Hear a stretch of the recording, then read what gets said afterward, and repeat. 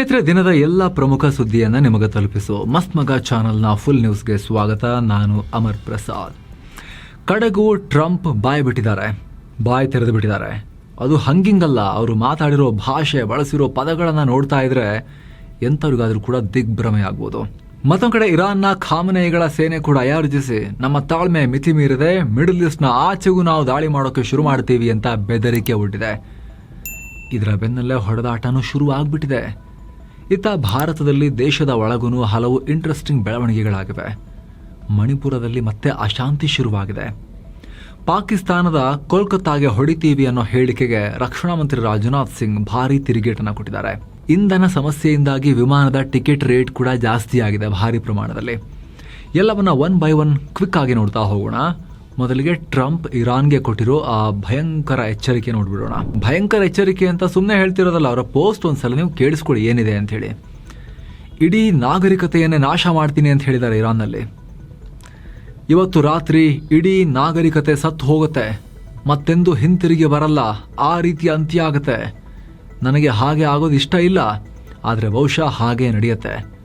ಈಗ ನಾವು ಇರಾನ್ನಲ್ಲಿ complete regime change ಮಾಡಿದ್ದೀವಿ. ಅದರ ಜಾಗಕ್ಕೆ ಬಹಳ ಭಿನ್ನವಾಗಿರೋ, ಹೆಚ್ಚು ಸ್ಮಾರ್ಟ್ ಮತ್ತು ಕಮ್ಮಿ ಮೂಲಭೂತವಾದಿ ಮನಸ್ಥಿತಿ ಇರೋರನ್ನ ರಿಪ್ಲೇಸ್ ಮಾಡಲಾಗುತ್ತೆ. ನನಗನ್ಸುತ್ತೆ ಏನೋ ಒಂದು ಅದ್ಭುತ ಕ್ರಾಂತಿನೇ ಆಗುತ್ತೆ. ಯಾರಿಗೊತ್ತು ಅದೇನು ಕ್ರಾಂತಿ ಆಗುತ್ತೆ ಅಂತ ನಮಗೆ ಇವತ್ತು ರಾತ್ರಿನೇ ಗೊತ್ತಾಗ್ಬೋದು. ಇದು ಜಗತ್ತಿನ ದೀರ್ಘಕಾಲದ ಇತಿಹಾಸದಲ್ಲಿ ಬಹಳ ಇಂಪಾರ್ಟೆಂಟ್ ಆಗಿರೋ ಕ್ಷಣ. ಕಡೆಗೂ 47 ವರ್ಷಗಳ ಸುಲಿಗೆ, ಭ್ರಷ್ಟಾಚಾರ, ಹತ್ಯೆ ಎಲ್ಲ ಎಂಡ್ ಆಗುತ್ತೆ. ಇರಾನ್ನ ಗ್ರೇಟ್ ಜನರಿಗೆ ಆ ದೇವರು ಆಶೀರ್ವಾದ ಮಾಡಲಿ ಅಂತ ಪೋಸ್ಟ್ ಹಾಕಿದ್ದಾರೆ. ಈ ಪೋಸ್ಟ್ ನೋಡಿದ್ರೆ ಟ್ರಂಪ್ ತಲೆಯಲ್ಲಿ ಓಡ್ತಿರೋದು ಏನು? ಇಡೀ ಇರಾನ್ ನಾಗರಿಕತೆಯನ್ನು ನಾಶ ಮಾಡೋದು ಅಂದರೆ ಏನು ಮಾಡೋಕ್ಕೆ ಹೊರಟಿದ್ದಾರೆ ಟ್ರಂಪ್? ಜಗತ್ತು ಇನ್ನೇನು ಬಿಕ್ಕಟ್ಟನ್ನು ಫೇಸ್ ಮಾಡಬೇಕು ಅನ್ನೋ ಆತಂಕದಿಂದ ರಾತ್ರಿ ಕಳೆಯೋ ರೀತಿ ಆಗಿದೆ ಇವತ್ತು. ಕೇವಲ ಟ್ರಂಪ್ ಮಾತ್ರ ಅಲ್ಲ, ಟ್ರಂಪ್ ಹೇಳಿದ್ದನ್ನೇ ಒಂಥರ ಕಾಪಿ ಪೇಸ್ಟ್ ಥರ ಅಮೆರಿಕದ ಸೆಕ್ರೆಟರಿ ಆಫ್ ವಾರ್ ಪೀಟ್ ಹೆಕ್ಸೆತ್ ಕೂಡ ಹೇಳಿದ್ದಾರೆ. Same language. ಟ್ರಂಪ್ ಹತ್ರ ಭಯಂಕರವಾಗಿರೋ ಟೂಲ್ ಇದೆ, ಇದುವರೆಗೂ ಬಳಸಿಲ್ಲ, ಆ ಟೂಲನ್ನು ಬಳಸಬಹುದು, ಅವರು ಡಿಸೈಡ್ ಮಾಡ್ಬೋದು ಟ್ರಂಪ್ ಅದನ್ನು ಬಳಸೋಕ್ಕೆ.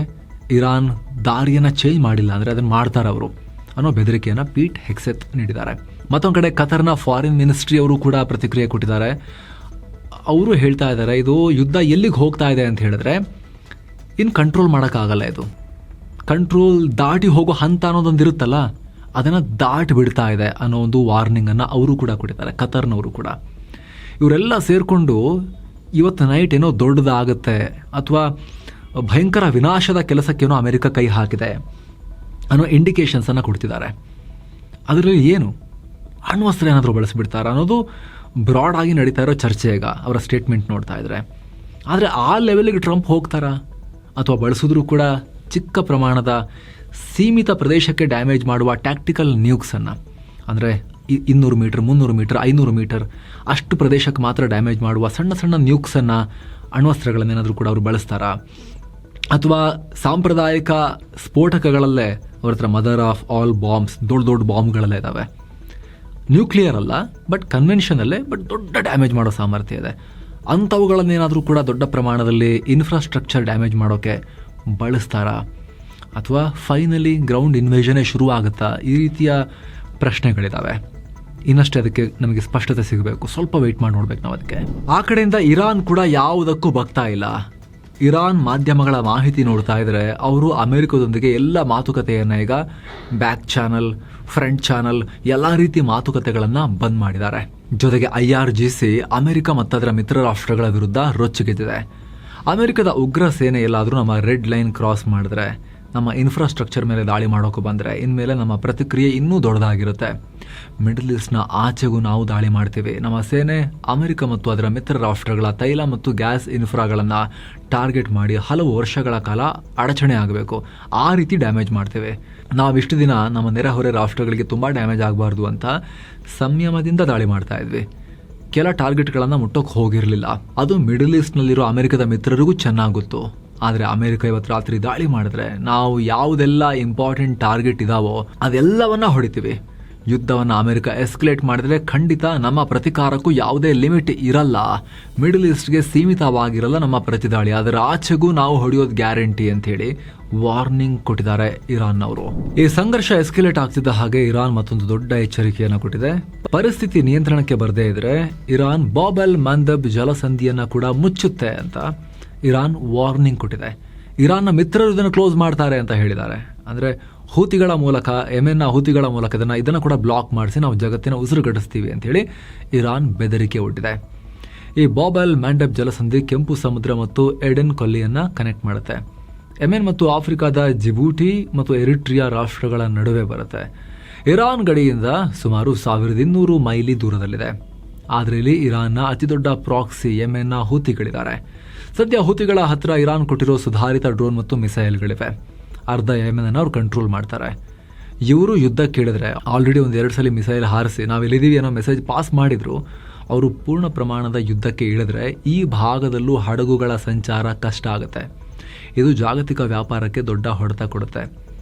ಆಲ್ರೆಡಿ ಹಾರ್ಮುಜ್ ಜಲಸಂಧಿ ಬ್ಲಾಕ್ ಮಾಡಿರೋದ್ರಿಂದ ಜಗತ್ತಿನ 20% ತೈಲ ಸರಬರಾಜು ನಿಂತು ಹೋಗಿದೆ. ತೈಲ ಬೆಲೆ 40% ರೈಸ್ ಆಗಿದೆ. ಈ ಬಾಬ್ ಎಲ್ ಮಂಡಬ್ನಲ್ಲಿ ಜಗತ್ತಿನ 12% ಕಚ್ಚಾ ತೈಲ ಮತ್ತು ವರ್ಷಕ್ಕೆ ಸುಮಾರು 94 ಲಕ್ಷ ಕೋಟಿ ರೂಪಾಯಿ ಮೌಲ್ಯದ ವ್ಯಾಪಾರ ನಡೆಯುತ್ತೆ. ಹುತಿಗಳು ದಾಳಿ ಮಾಡಿದ್ರೆ ಇದಕ್ಕೂ ಬ್ರೇಕ್ ಬಿದ್ದು ಅಲ್ಲಿಂದ ಇನ್ನಷ್ಟು ಜಾಗತಿಕ ಆರ್ಥಿಕತೆ ಅಲುಗಾಡುತ್ತೆ.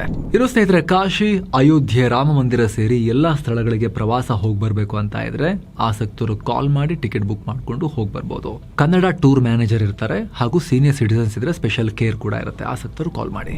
ಇನ್ನು ಅಮೆರಿಕ ಅಧ್ಯಕ್ಷ ಟ್ರಂಪ್ ರ ಎಚ್ಚರಿಕೆ ಬಂದ ಬೆನ್ನಲ್ಲೇ ಇರಾನ್ ಅಧ್ಯಕ್ಷ ಮಸೂದ್ ಪೆಜೆಶ್ಕಿಯಾನ್ ದೊಡ್ಡ ಸ್ಟೇಟ್ಮೆಂಟ್ ಕೊಟ್ಟಿದ್ದಾರೆ. ಇರಾನ್ ರಕ್ಷಣೆಗಾಗಿ 1,40,00,000ಕ್ಕೂ ಅಧಿಕ ಜನ ತಮ್ಮ ಪ್ರಾಣ ಅರ್ಪಿಸೋಕೆ ರೆಡಿಯಾಗಿದ್ದಾರೆ. ನಾನು ಕೂಡ ನನ್ನ ದೇಶಕ್ಕಾಗಿ ಜೀವ ಮುಡಿಪಾಗಿಡೋಕೆ ರೆಡಿ, ಮುಂದೆ ಅದನ್ನು ಮಾಡ್ತೀನಿ ನಾನು ಅಂತ ಹೇಳಿದ್ದಾರೆ. ಇನ್ನೊಂದು ಕಡೆ ಇರಾನ್ ಆಡಳಿತ ತಮ್ಮ ಜನರಿಗೆ ಪವರ್ ಪ್ಲಾಂಟನ್ನು ಸುತ್ತುವರೆದು ಮಾನವ ಸರಪಳಿ ಮಾಡಿ ಅಂತ ಕರೆ ಕೊಟ್ಟಿದ್ರಲ್ಲ. ಅಮೆರಿಕನ್ಸ್ ಇಸ್ರೇಲ್ನವ್ರು ಹೊಡಿತಾರಂತೆ. ನೋಡೋಣ, ಇದು ಜನರು ಜಾಸ್ತಿ ಅಲ್ವಾ, ನೀವೇ ಬಂದು ಅಡ್ಡ ನಿಂತ್ಕೊಳ್ಳಿ, ಅವ್ರು ಹೊಡೆದ್ರೆ ಇರಾನ್ ಜನರಿಗೆ ಹೊಡೆದ್ಬಿಟ್ಟು ಮುಂದಕ್ಕೆ ಹೋಗಬೇಕು ಅಂತ. ಅದಕ್ಕೀಗ ಇರಾನ್ ಜನ ರೆಸ್ಪಾಂಡ್ ಮಾಡೋಕ್ಕೆ ಶುರು ಮಾಡಿದ್ದಾರೆ. ಅಮೆರಿಕಾಗೆ ದೊಡ್ಡ ಹೆಡೇಕ್ ಇದು. ಡೈರೆಕ್ಟಾಗಿ ಬರೀ ಬಿಲ್ಡಿಂಗ್ನ ಮಷಿನ್ಸ್ನ ಹೊಡಿತಾ ಹೋಗೋಕ್ಕಾಗಲ್ಲ.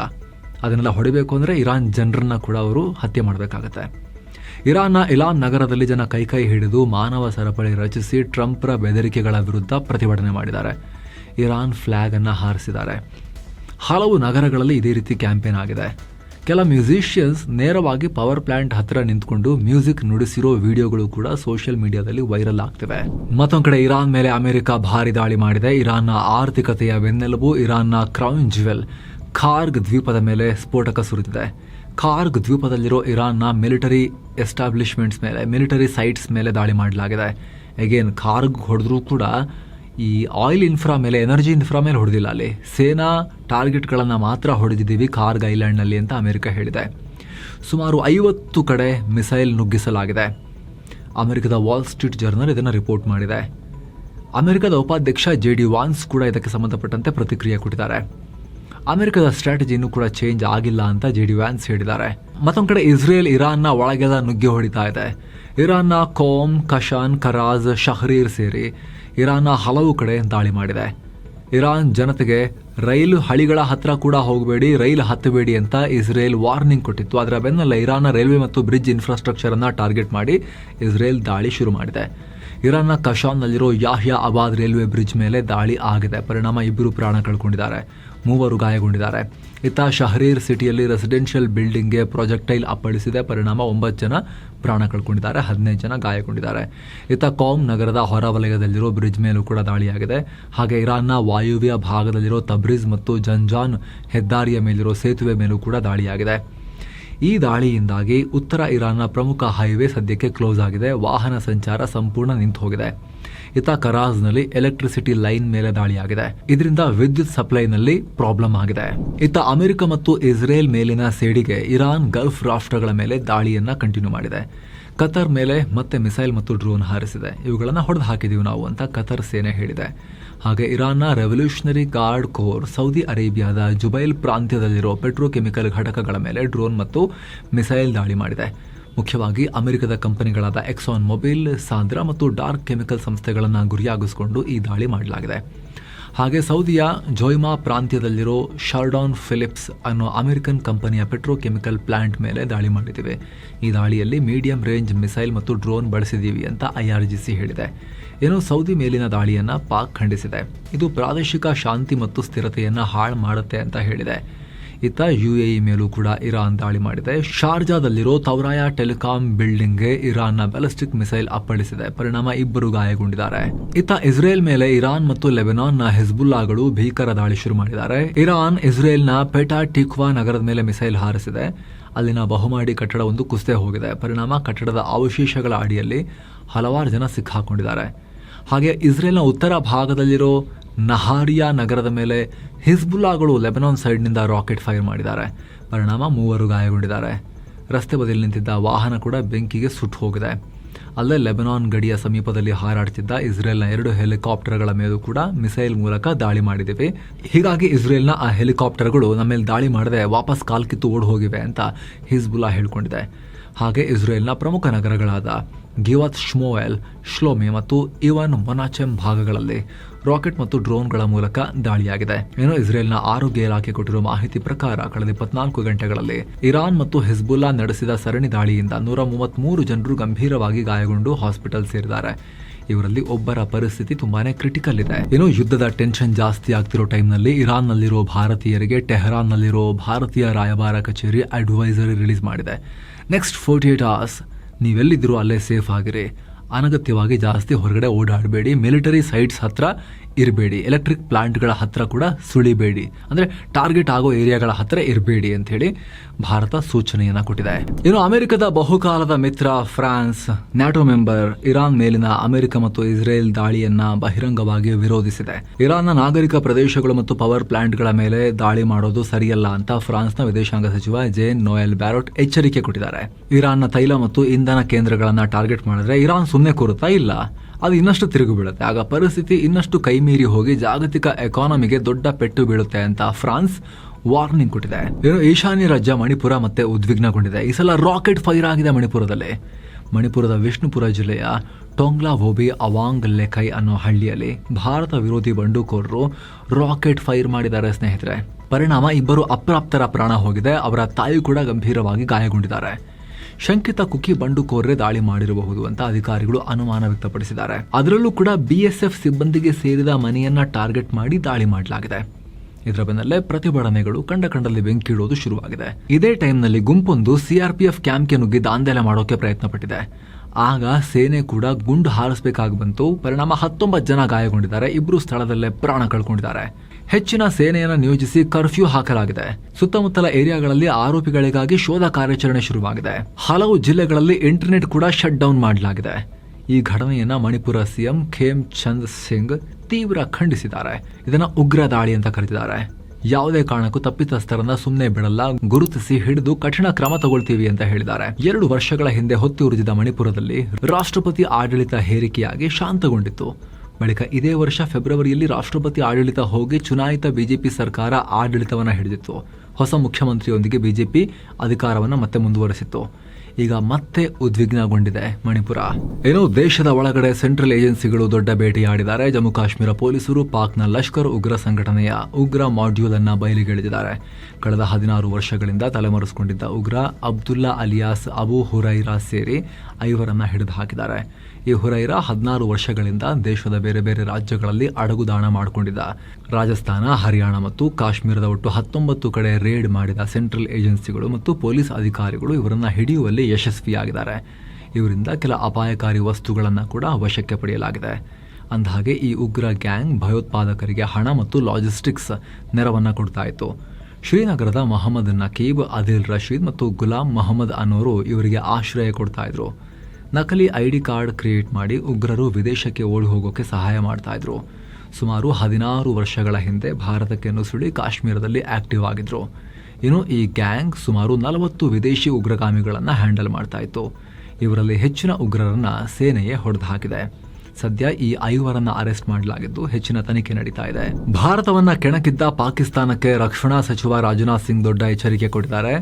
ಭಾರತ ಏನಾದರೂ ನಮ್ಮ ತಂಟೆಗೆ ಬಂದ್ರೆ ನಾವು ಕೋಲ್ಕತ್ತಾ ಮೇಲೆ ನೇರ ದಾಳಿ ಮಾಡ್ತೀವಿ ಅಂತ ಪಾಕಿಸ್ತಾನದ ಕಾಮಿಡಿ ಪೀಸ್ ಸೋಷಿಯಲ್ ಮೀಡಿಯಾ ರಕ್ಷಣಾ ಸಚಿವ ಖವಾಜಾ ಆಸಿಫ್ ವಾರ್ನಿಂಗ್ ಕೊಟ್ಟಿದ್ರು. ಈಸ್ಟಲ್ಲಿ ಭಾರತದ ಈಸ್ಟ್ನಿಂದ ಬಂದು ಕೋಲ್ಕತ್ತಾ ಮೇಲೆ ದಾಳಿ ಮಾಡೋಕ್ಕೆ ನೀವು ಇಲ್ಲಿ ಸೋದರ ಮಾವ ಇದ್ದಾರೆ ಅಂತ ಅನ್ಕೊಂಡಿದ್ದಾರೆ ಅಂತ ಕಾಣುತ್ತೆ. ಪಾಕಿಸ್ತಾನದವರು ಕೋಲ್ಕತ್ತಾ ಮೇಲೆ ದಾಳಿ ಮಾಡ್ತಾರಂತೆ. ಅವ್ರ ಯೋಗ್ಯತೆಗೆ ಆಪರೇಷನ್ ಸಿಂಧೂರ್ ಟೈಮ್ನಲ್ಲಿ ಎಲ್ಲ ಮಿಸೈಲ್ಗಳನ್ನು ಅವ್ರು ಹಾರಿಸಿದ್ದನ್ನು ಭಾರತ ಬ್ಲಾಕ್ ಮಾಡಿತ್ತು. ಅವರಿಗೆ ದಶ ದಿಕ್ಕುಗಳಲ್ಲಿ ಭಾರತ ಹೊಡೆದಿತ್ತು. ಅವರಿಗೆ ಕೋಲ್ಕತ್ತಾ ಮೇಲೆ ದಾಳಿ ಮಾಡ್ತೀವಿ ಅಂತ ಹೇಳಿ ಪ್ರವೋಕ್ ಮಾಡಿದ್ರು ಇವರು. ಪಾಕ್ನ ಈ ಉದ್ದಟತನದ ಹೇಳಿಕೆಗೆ ರಾಜನಾಥ್ ಸಿಂಗ್ ತಿರುಗೇಟು ಕೊಟ್ಟಿದ್ದಾರೆ. 55 ವರ್ಷಗಳ ಹಿಂದೆ ಪಾಕಿಸ್ತಾನ 2 ತುಂಡಾಯ್ತಲ್ಲ, ಅಂದ್ರೆ ಬಾಂಗ್ಲಾ ಪ್ರತ್ಯೇಕ ಆಯ್ತಲ್ಲ, ಅದರ ಪರಿಣಾಮವನ್ನ ಪಾಕಿಗಳು ಅನುಭವಿಸಿದ್ದಾರೆ. ಈಗೇನಾದ್ರೂ ಅವರು ಬಂಗಾಳದ ಮೇಲೆ ಕಣ್ಣು ಹಾಕಿದ್ರೆ ಈ ಬಾರಿ ಪಾಕಿಸ್ತಾನ ಎಷ್ಟು ತುಂಡಾಗುತ್ತೆ ಅಂತ ಹೇಳಿ ಆ ದೇವರಿಗೆ ಗೊತ್ತು ಅನ್ನೋ ಹೇಳಿಕೆಯನ್ನ ಕೊಟ್ಟಿದ್ದಾರೆ. ಇನ್ನೊಂದ್ ಕಡೆ ಪಾಕಿಸ್ತಾನದ ಈ ಬೆದರಿಕೆ ಬೆನ್ನಲ್ಲೇ ಅಸೆಂಬ್ಲಿ ಎಲೆಕ್ಷನ್ ಇರೋ ಪಶ್ಚಿಮ ಬಂಗಾಳದಲ್ಲಿ ಭಾರಿ ರಾಜಕೀಯ ಕುಸ್ತಿ ಶುರುವಾಗಿದೆ. ಪಾಕ್ ಸಚಿವ ಕೋಲ್ಕತ್ತಾ ಮೇಲೆ ದಾಳಿ ಮಾಡ್ತೀವಿ ಅಂದ್ರೂ ಕೂಡ PM ಮೋದಿ ಸೈಲೆಂಟ್ ಆಗಿರೋದು ಯಾಕೆ ಅಂತ TMC ಪ್ರಶ್ನೆ ಮಾಡಿದೆ. ಅಷ್ಟು ಮಾತ್ರ ಅಲ್ಲ, TMC ಏನ್ ಹೇಳಿದೆ ಗೊತ್ತಾ? ಮಮತಾ ಬ್ಯಾನರ್ಜಿ ಸರ್ಕಾರ ಅಧಿಕಾರಕ್ಕೆ ಬಂದ್ರೆ ಪಾಕಿಸ್ತಾನಕ್ಕೆ ನುಗ್ಗಿ ಅವರ ಮನೆಯಲ್ಲೇ ಅವ್ರನ್ನ ಹೊಡೆದು ಹಾಕ್ತೀವಿ ಅಂತ ಹೇಳಿ ಹೇಳಿಕೆಯನ್ನ ಕೊಟ್ಟಿದ್ದಾರೆ. ಏನು ಭಾರತದ ಸ್ವದೇಶಿ ನಿರ್ಮಿತ ನ್ಯೂಕ್ಲಿಯರ್ ರಿಯಾಕ್ಟರ್ನಲ್ಲಿ ಬಹುದೊಡ್ಡ ಡೆವಲಪ್ಮೆಂಟ್ ಆಗಿದೆ. ಏಪ್ರಿಲ್ 7ನೇ ತಾರೀಕು ತಮಿಳುನಾಡಿನ ಕಲ್ಪಕ್ಕಂನಲ್ಲಿರೋ 500 ಮೆಗಾವ್ಯಾಟ್ ಸಾಮರ್ಥ್ಯದ ಪ್ರೋಟೋಟೈಪ್ ಫಾಸ್ಟ್ ಬ್ರೀಡರ್ ರಿಯಾಕ್ಟರ್ ಅಥವಾ PFBR ಯಶಸ್ವಿಯಾಗಿ ಕ್ರಿಟಿಕಾಲಿಟಿ ಹಂತ ತಲುಪಿದೆ. ತನಗೆ ಬೇಕಾದ ನ್ಯೂಕ್ಲಿಯರ್ ರಿಯಾಕ್ಷನ್ ಅನ್ನ ತಾನೇ ಸ್ಟಾರ್ಟ್ ಮಾಡಿಕೊಳ್ಳೋ ಹಂತಕ್ಕೆ ತಲುಪಿದೆ. ಸ್ವಂತ ನ್ಯೂಕ್ಲಿಯರ್ ಫ್ಯೂಲ್ ಉತ್ಪಾದನೆ ಮಾಡೋಕೆ ಭಾರತ ದೊಡ್ಡ ಹೆಜ್ಜೆ ಇಟ್ಟಿದೆ. ಈಗ ವಿದ್ಯುತ್ ಉತ್ಪಾದನೆ ಶುರು ಮಾಡೋ ಮುನ್ನ ಇದು ಬಹುಮುಖ್ಯ ಹೆಜ್ಜೆ. ಈ reactor plutonium uranium mixed oxide ಇಂಧನವನ್ನ ಬಳಸಿಕೊಂಡು ತಾನು ಬಳಸೋದಕ್ಕಿಂತ ಹೆಚ್ಚಿನ ಇಂಧನವನ್ನ ಉತ್ಪಾದನೆ ಮಾಡೋ ಸಾಮರ್ಥ್ಯ ಹೊಂದಿದೆ. ಹಾಗೆ ಭವಿಷ್ಯದ ರಿಯಾಕ್ಟರ್ಗಳಿಗಾಗಿ ಇದು ಯುರೇನಿಯಂ 238 ಅನ್ನ ಪ್ಲುಟೋನಿಯಂ 239 ಆಗಿ ಕನ್ವರ್ಟ್ ಮಾಡುತ್ತೆ. ನಮ್ಮಲ್ಲಿರೋ ಅಪಾರ ಪ್ರಮಾಣದ ಥೋರಿಯನ್ ನಿಕ್ಷೇಪಗಳನ್ನು ಪೂರ್ತಿಯಾಗಿ ಬಳಸಿಕೊಳ್ಳೋ ಯೋಜನೆಗೆ ಈ ರಿಯಾಕ್ಟರ್ ಇಂಪಾರ್ಟೆಂಟ್ ಅಂತ PM ಮೋದಿ ಕೂಡ ಇದಕ್ಕೆ ಪ್ರತಿಕ್ರಿಯೆ ಕೊಟ್ಟು ಸಂತಸ ವ್ಯಕ್ತಪಡಿಸಿದ್ದಾರೆ. ಶೃಂಗೇರಿ ಕ್ಷೇತ್ರದ ಕಾಂಗ್ರೆಸ್ ಶಾಸಕ TD ರಾಜೇಗೌಡಗೆ ಸಂಕಷ್ಟ ಎದುರಾಗಿದೆ. 2023ರ ವಿಧಾನಸಭಾ ಚುನಾವಣೆಯ ಅಂಚೆ ಮತಗಳನ್ನು ಮರು ಎಣಿಕೆ ಮಾಡಿ ಹೊಸದಾಗಿ ಫಲಿತಾಂಶ ಪ್ರಕಟಿಸುವಂತೆ ಕರ್ನಾಟಕ ಹೈಕೋರ್ಟ್ ಆದೇಶ ಹೊರಡಿಸಿದೆ. ಆ ಚುನಾವಣೆಯಲ್ಲಿ ಬಿಜೆಪಿಯ DN ಜೀವರಾಜ್ ಕೇವಲ 201 ಮತಗಳ ಅಂತರದಿಂದ ಸೋತಿದ್ರು. ಅಂಚೆ ಮತಗಳ ಎಣಿಕೆಯಲ್ಲಿ ಲೋಪ ಆಗಿದೆ ಅಂತ ಹೇಳಿ ಹೈಕೋರ್ಟ್ಗೆ ಹೋಗಿದ್ರು. ಈಗ ಅರ್ಜಿ ವಿಚಾರಣೆ ನಡೆಸಿದ ಕೋರ್ಟ್ ತಿರಸ್ಕೃತಗೊಂಡಿದ್ದ 279 ಮತಗಳನ್ನ ಸೇರಿ ಒಟ್ಟು 1811 ಅಂಚೆ ಮತಗಳನ್ನ ಮರು ಎಣಿಕೆ ಮಾಡುವಂತೆ ಸೂಚಿಸಿದೆ. ಈ ಮರು ಎಣಿಕೆಯನ್ನ 2 ವಾರಗಳ ಒಳಗಡೆ ಮುಗಿಸಬೇಕು ಅಂತ ಹೈಕೋರ್ಟ್ ಹೇಳಿದೆ. ಈ ಆದೇಶವನ್ನ ಸುಪ್ರೀಂ ಕೋರ್ಟ್ನಲ್ಲಿ ಪ್ರಶ್ನಿಸೋಕೆ ಕಾಲಾವಕಾಶ ಬೇಕು ಅಂತ ಶಾಸಕ TD ರಾಜೇಗೌಡ ಅರ್ಜಿ ಹಾಕಿದ್ರು. ಅರ್ಜಿ ಪುರಸ್ಕರಿಸಿರೋ ಕೋರ್ಟ್ ಆದೇಶಕ್ಕೆ 2 ವಾರಗಳ ಕಾಲ ತಾತ್ಕಾಲಿಕ ತಡೆಯನ್ನ ಕೂಡ ಕೊಟ್ಟಿದೆ. ಏನೋ ಕೂಡಲ ಸಂಗಮ ಪಂಚಮಸಾಲಿ ಪೀಠದ ಜಯ ಮೃತ್ಯುಂಜಯ ಸ್ವಾಮೀಜಿ ವಿಡಿಯೋ ಕಾಲ್ ಮಾಡಿ ಲೈಂಗಿಕ ಕಿರುಕುಳ ಕೊಟ್ಟಿದ್ದಾರೆ ಅಂತ ಬೆಂಗಳೂರಿನ ಮಹಿಳೆಯೊಬ್ಬರು ರಾಜ್ಯ ಮಹಿಳಾ ಆಯೋಗಕ್ಕೆ ದೂರು ಕೊಟ್ಟಿದ್ದಾರೆ. ಇದನ್ನ ತಳ್ಳಿ ಹಾಕಿರೋ ಸ್ವಾಮೀಜಿ ವಿಜಯಪುರ ಪೊಲೀಸ್ ಸ್ಟೇಷನ್ನಲ್ಲಿ ಆಕೆ ವಿರುದ್ಧವೇ ಪ್ರತಿ ದೂರನ್ನ ದಾಖಲಿಸಿದ್ದಾರೆ.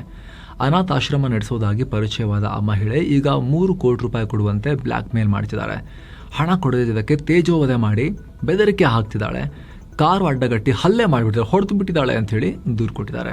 ಸದ್ಯ ಈ ಬಗ್ಗೆ ತನಿಖೆ ಶುರುವಾಗಿದೆ. ಏನೋ ಭಾರತೀಯ ಸೇನೆ ಶತ್ರುಗಳ ಎದೆಯಲ್ಲಿ ನಡುಕ ಹುಟ್ಟಿಸೋಕೆ 30 ಬೇರೆ ಬೇರೆ ರೀತಿಯ ಡೆಡ್ಲಿ ಡ್ರೋನ್ಗಳನ್ನು ಫೀಲ್ಡ್ಗಿಳಿಸೋಕೆ ತಯಾರಿ ನಡೆಸಿದೆ. ಶತ್ರುಗಳ ಕಾಟಕ್ಕೆ ಬ್ರೇಕ್ ಹಾಕೋಕೆ ಸೇನೆ ಈಗ ಡ್ರೋನ್ಗಳು ಮತ್ತು ಲಾಯ್ಟಿಂಗ್ ಮ್ಯೂನಿಷನ್ಗಳ ಮೆಗಾ ರೋಡ್ ಮ್ಯಾಪ್ ಅನ್ನು ರಿಲೀಸ್ ಮಾಡಿದೆ. Deputy chief of army staff lieutenant general Rahul R Singhi plan release ಮಾಡಿದ್ದಾರೆ.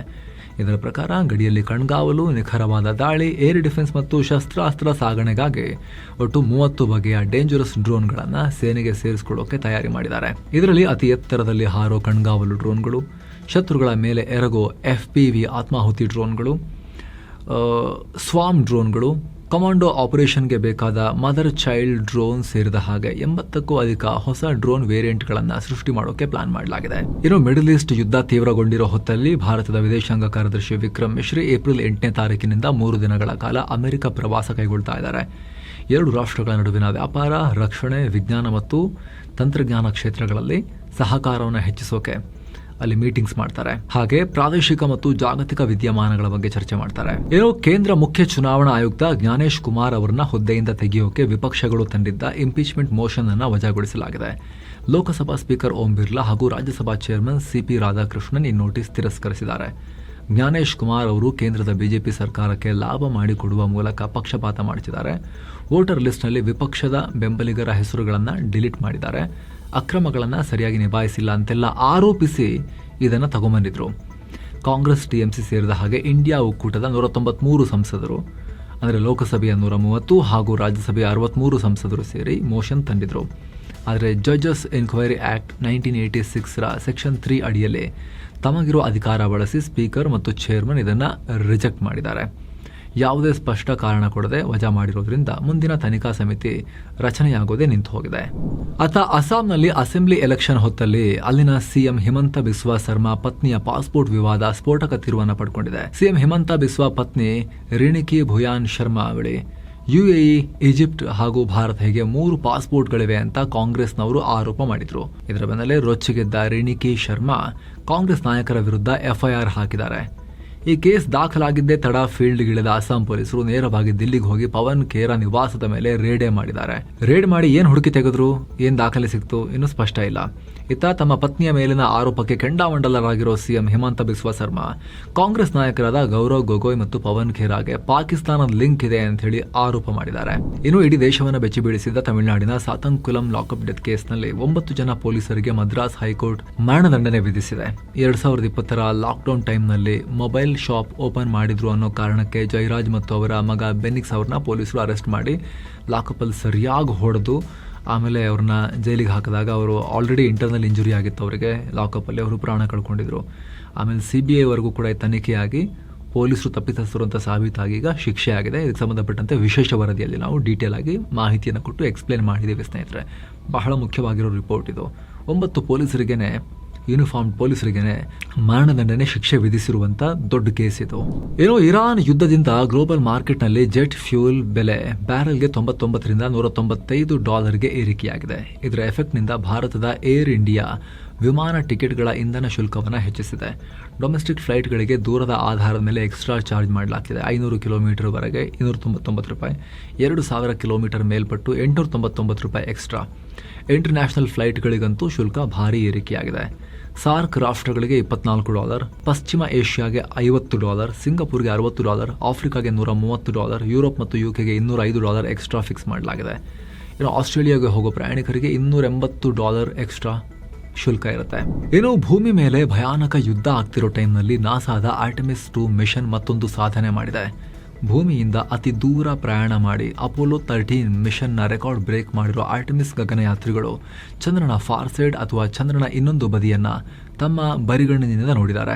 ಚಂದ್ರನ ಆ ಮಿಸ್ಟೀರಿಯಸ್ ಜಾಗದಲ್ಲಿರೋ ಓರಿಯೆಂಟಲ್ ಬೇಸಿನ್ ಅನ್ನೋ ಒಂದು ಬೃಹತ್ ಕುಳಿಯ ಫೋಟೋಗಳನ್ನು ಕೂಡ ಗಗನಯಾತ್ರಿಗಳು ಭೂಮಿಗೆ ಕಳಿಸಿದ್ದಾರೆ. ಹಾಗೆ ಚಂದ್ರನ ಮೇಲ್ಮೈನ ಅನೇಕ ಡೀಟೇಲ್ಡ್ ಫೋಟೋಸ್ ಅನ್ನು ಕೂಡ ತೆಗೆದಿದ್ದಾರೆ. ಅದರಲ್ಲಿ ಚಂದ್ರನ ಮೇಲ್ಮೈನಲ್ಲಿ ಉಂಟಾಗಿರೋ ಬಿರುಕುಗಳು, ಪರ್ವತಗಳಂತ ಪ್ರದೇಶಗಳನ್ನು ಕ್ಯಾಪ್ಚರ್ ಮಾಡಲಾಗಿದೆ. ಹಾಗೆ ಚಂದ್ರನ ಫಾರ್ ಸೈಡ್ನಲ್ಲಿ ಆಗೋ ಕಲರ್, ಬ್ರೈಟ್ನೆಸ್ ಮತ್ತು ಸರ್ಫೇಸ್ ಟೆಕ್ಸ್ಚರ್ನಲ್ಲಾಗೋ ಬದಲಾವಣೆಗಳನ್ನು ರೆಕಾರ್ಡ್ ಮಾಡಿದ್ದಾರೆ. ಅಂದಹಾಗೆ ಭೂಮಿ ಮೇಲಿರೋ ನಾವು ಸದಾ ಚಂದ್ರನ ಒಂದು ಬದಿಯನ್ನು ಮಾತ್ರ ನೋಡ್ತೀವಿ. ನಾವು ನೋಡದ ಮತ್ತೊಂದು ಬದಿಯನ್ನ ಫಾರ್ ಸೈಡ್ ಅಂತ ಕರೀತಾರೆ. ಇನ್ನು ಮಿಡಲ್ ಈಸ್ಟ್ ಕದನದ ನಡುವೆ ಭಾರತದ ಷೇರುಪೇಟೆ ಎಂದೂ ಕೂಡ ಬೆಟರ್ ಆಗಿ ಪರ್ಫಾರ್ಮ್ ಮಾಡಿದೆ, ಅಥವಾ ದೊಡ್ಡ ಪತನ ಆಗಲಿಲ್ಲ ಅಂತ ಅನ್ಕೊಳ್ಳಿ. ಮಾರ್ಕೆಟ್ ನಿರಂತರ 4ನೇ ಸೆಷನ್ನಲ್ಲೂ ಕೂಡ ಗ್ರೀನ್ನಲ್ಲಿ ಎಂಡ್ ಆಗಿದೆ. ದಿನದ ವಹಿವಾಟಿನ ಅಂತ್ಯಕ್ಕೆ ಸೆನ್ಸೆಕ್ಸ್ 509 ಪಾಯಿಂಟ್ಸ್ ಅಥವಾ 0.69% ಏರಿಕೆಯಾಗಿ 74,616ಕ್ಕೆ ರೀಚ್ ಆಯಿತು. ನಿಫ್ಟಿ 155 ಪಾಯಿಂಟ್ಸ್ ಅಥವಾ 0.68% ಎದ್ದು 23,123ಕ್ಕೆ ರೀಚ್ ಆಯಿತು. BSE mid cap index just 0.03% rise ಆದರೆ ಸ್ಮಾಲ್ ಕ್ಯಾಪ್ ಇಂಡೆಕ್ಸ್ 0.16% ರೈಸ್ ಆಗಿದೆ. ಒಂದೇ ಸೆಷನ್ ಅಲ್ಲಿ ಹೂಡಿಕೆದಾರರು 1.5 ಲಕ್ಷ ಕೋಟಿ ರೂಪಾಯಿ ಗೇನ್ ಮಾಡ್ಕೊಂಡಿದ್ದಾರೆ. ಕಚ್ಚಾ ತೈಲ ಬೆಲೆ ಏರಿಕೆ ಮತ್ತು ಇರಾನ್ಗೆ ಟ್ರಂಪ್ ಡೆಡ್ಲೈನ್ ಕೊಟ್ಟಿದ್ರಲ್ಲ, ಅದರ ಅನಿಶ್ಚಿತತೆಯಿಂದ ಅರ್ಲಿ ಟ್ರೇಡಿಂಗ್ ವೇಳೆ ಮಾರ್ಕೆಟ್ ಬಿದ್ದಿತ್ತು. ಹೂಡಿಕೆದಾರರು ಬಹಳ ಜಾಗೃತೆಯಿಂದಲೇ ವಹಿವಾಟು ಮಾಡಿದ್ದಾರೆ. ಆದರೆ IT, FMCG ಮತ್ತು ಮೆಟಲ್ ಸೆಕ್ಟರ್ಗಳು ಮಾತ್ರ ಚೆನ್ನಾಗಿ ಪರ್ಫಾರ್ಮ್ ಮಾಡಿ ಮಾರ್ಕೆಟ್ ಅನ್ನ ಗ್ರೀನ್ಗೆ ಎಳ್ಕೊಂಡು ಹೋದವು. ಯುದ್ಧದಂತಹ ಸಂದರ್ಭಗಳಲ್ಲಿ ಇಂಥ ಸೆಕ್ಟರ್ಗಳು ಸೇಫ್ ಇರ್ತವೆ ಅಂತ ಹೇಳಿ, ಅಂದರೆ ಆಲ್ರೆಡಿ ತುಂಬ IT ಅಂತೂ ತುಂಬ ಕೆಳಗೆ ಇತ್ತಲ್ವಾ, ಇನ್ನಷ್ಟು ಕೆಳಗೆ ಹೋಗುತ್ತೆ ಅಂತ ಹೇಳಿ. ಹಾಗೂ FMCG ಅಂತೂ ಈ ಕಾಂಟ್ರಾ ಬೆಟ್ ಥರ ಈ ಥರದ್ದೆಲ್ಲ ಪತನ ಆದಾಗ ಆ ಕಡೆಗೆ ಹೋಗ್ತಾರೆ ಸ್ವಲ್ಪ ಜನ. ಹೆಲ್ತ್ ಕೇರ್ ಕೂಡ ಅಷ್ಟೇ. ಸೊ ಅಲ್ಲೆಲ್ಲ ಸ್ವಲ್ಪ ಚೇತರಿಕೆ ಆಗಿದೆ. ಇನ್ನು ಟಾಪ್ ಸ್ಟಾಕ್ಸ್ ನೋಡಿದ್ರೆ Wipro, Hindalco industries, HL technologies, TCS, Infosys ಇವೆಲ್ಲ ಗ್ರೀನಲ್ಲಿ ಎಂಡ್ ಆದವು. ಆದರೆ doctor Reddy's laboratories, Adani enterprises, InterGlobe aviation, Apollo hospitals, Adani ports ಸೇರಿದ ಹಾಗೆ ಸಾಕಷ್ಟು ಸ್ಟಾಕ್ಗಳು ರೆಡ್ನಲ್ಲೂ ಕೂಡ ಇದ್ವು. ಇದು ಡಾಲರ್ ಮುಂದೆ ರೂಪಾಯಿ ಮೌಲ್ಯ 10 ಪೈಸೆ ಕಮ್ಮಿಯಾಗಿ $93 ಆಗಿದೆ. ಇನ್ನು ಚಿನ್ನ ಮತ್ತು ಬೆಳ್ಳಿ ಬೆಲೆ ವಿಚಾರಕ್ಕೆ ಬಂದರೆ 24 ಕ್ಯಾರೆಟ್ನ 10 ಗ್ರಾಂ ಚಿನ್ನದ ಬೆಲೆಯಲ್ಲಿ $1,113 ಕಮ್ಮಿಯಾಗಿ $1,47,786 ಆಗಿದೆ. 22 ಕ್ಯಾರೆಟ್ನ 10 ಗ್ರಾಂ ಚಿನ್ನದ ಬೆಲೆಯಲ್ಲಿ $1,019 ಕಮ್ಮಿಯಾಗಿ $1,35,372 ಆಗಿದೆ. 1 kg ಬೆಳ್ಳಿ ಬೆಲೆಯಲ್ಲಿ $3,162 ಕಮ್ಮಿಯಾಗಿ 2,30,881 ರೂಪಾಯಿ ಆಗಿದೆ. ಸೊ ಫ್ರೆಂಡ್ಸ್, ಇದಾಗಿತ್ತು ಇವತ್ತಿನ ಫುಲ್ ನ್ಯೂಸ್. ನಾವು ಕೊಯ್ದಿಲ್ಲ, ಎಳೆದಿಲ್ಲ, ಕಿರ್ಚಾಡಿಲ್ಲ, ಬರೀ ಸುದ್ದಿಯ ರೀತಿಯಲ್ಲಿ ನಿಮಗೆ ತಲುಪಿಸುವ ಪ್ರಯತ್ನವನ್ನ ಮಾಡಿದ್ದೀವಿ. ನಿಮಗಿದು ಇಷ್ಟ ಆಗ್ತಾ ಇದ್ರೆ ಆಸಕ್ತ ವೀಕ್ಷಕರು ವಿಡಿಯೋ ಕೆಳಗಿರೋ ಜಾಯಿನ್ ಬಟನ್ ಮೂಲಕ ಮಸ್ತ್ಮಗ ಪ್ರೀಮಿಯಂ ಮೆಂಬರ್ಶಿಪ್ ಅನ್ನ ಸೇರ್ಬೋದು. ಆಗ ಎಲ್ಲ ಮೆಂಬರ್ ಓನ್ಲಿ ವಿಡಿಯೋಸ್, ಅದು ಬಿಸ್ನೆಸ್ ನ್ಯೂಸ್, ಎಕನಾಮಿಕ್ಸ್ನ mini series, special videos, early access videos, ಎಲ್ಲ ಮೆಂಬರ್ ಓನ್ಲಿ ಬೆನಿಫಿಟ್ಸನ್ನು ಪಡಿಬೋದು. ಎಲ್ಲಕ್ಕಿಂತ ಹೆಚ್ಚಾಗಿ ಸ್ನೇಹಿತರೆ, ನಿಮ್ಮ ಒಂದೊಂದು ಮೆಂಬರ್ಶಿಪ್ ಕೂಡ ನಮ್ಮ ತಂಡಕ್ಕೆ ನೀವು ಮಾಡೋ ಅತಿ ದೊಡ್ಡ ಬೆಂಬಲ, ಸಪೋರ್ಟ್. ಆಸಕ್ತರು ಜಾಯಿನ್ ಬಟನ್ ಚೆಕ್ ಮಾಡಿ. Thank you so much. ಮತ್ತೆ ಭೇಟಿ ಆಗ್ತಿರೋಣ. ನಮಸ್ಕಾರ.